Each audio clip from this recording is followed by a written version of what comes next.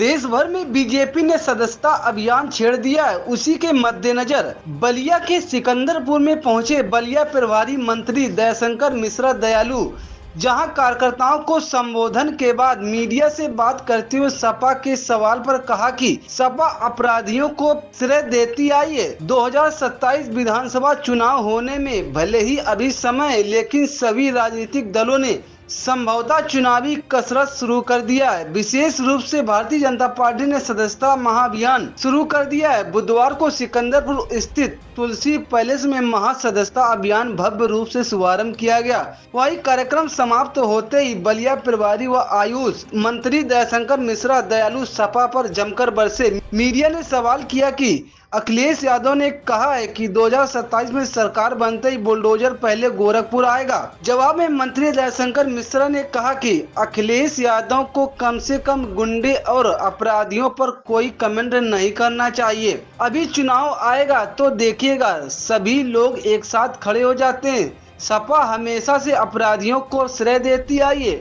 मंत्री ने कहा कि 7 साल पहले का जो उत्तर प्रदेश था वो अपराध माफिया के नाम से जाना जाता था। कहा जाता था यहाँ उद्योग लगता था, अपहरण का उद्योग है। जेलों से अपराधी समानांतर सरकारें चलाया करते थे। भाजपा सरकार की प्रशंसा करते हुए मंत्री दयाशंकर मिश्रा दयालु ने कहा कि योगी सरकार का राज है, बहु बेटियां सुरक्षित हैं। किसी पिता को चिंता नहीं है कि बेटा बाहर गया है, जो जहां है सुरक्षित है, कानून का राज है। सरकार बनते ही बुलडोजर का रुख गोरखपुर की तरफ होगा। क्या कहेंगे?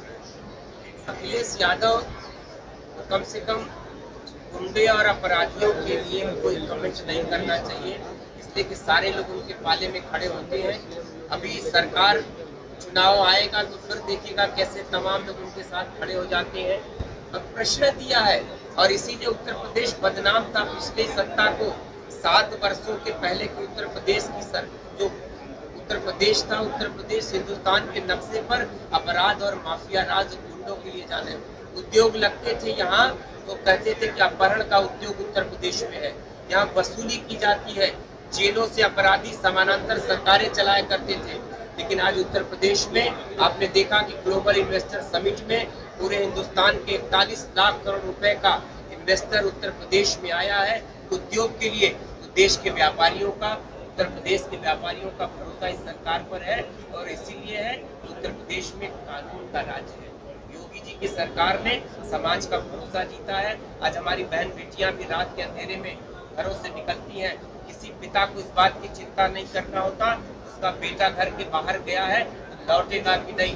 किसी व्यापारी को इस बात की चिंता नहीं रहती कब उसको फोन आएगा और उसको पैसा पहुंचाना पड़ेगा। तो कम से कम अखिलेश यादव और मायावती जी को, जिन लोगों ने उत्तर प्रदेश को एक ऐसे प्रदेश के रूप में हिंदुस्तान के।